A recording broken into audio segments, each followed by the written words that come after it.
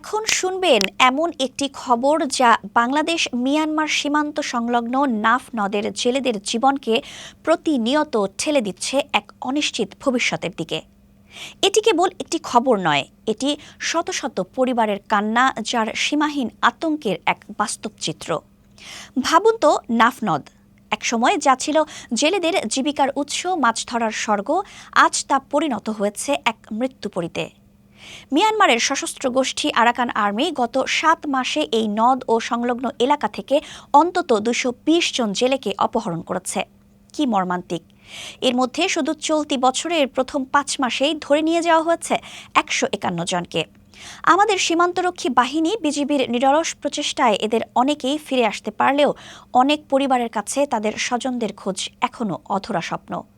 সর্বশেষ গত ১২ই মের ঘটনা, নাফ নদে মাছ ধরতে গিয়ে আরাকান আর্মির অতর্কিত হামলায় ২ জন জেলে গুলিবিদ্ধ হন আর ৩ জন অপহৃত হন।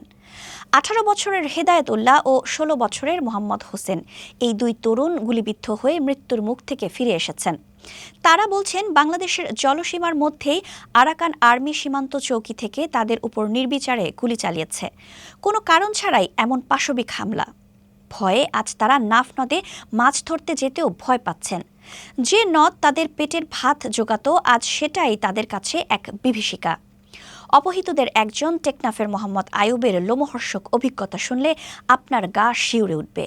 গত ৬ এপ্রিল সেন্ট মার্টিনের কাছাকাছি বাংলাদেশের জলসীমা থেকে তার ইঞ্জিন চালিত ট্রলার সহ ৯ জন জেলেকে অস্ত্রের মুখে অপহরণ করে আরাকান আর্মি।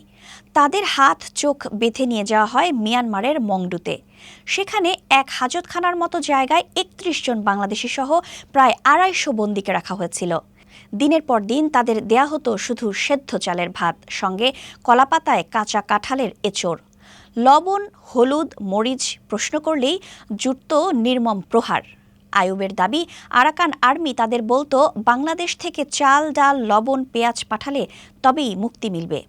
একটানা ৪১ দিন খুটখুটে অন্ধকারে বন্দী ছিলেন তারা।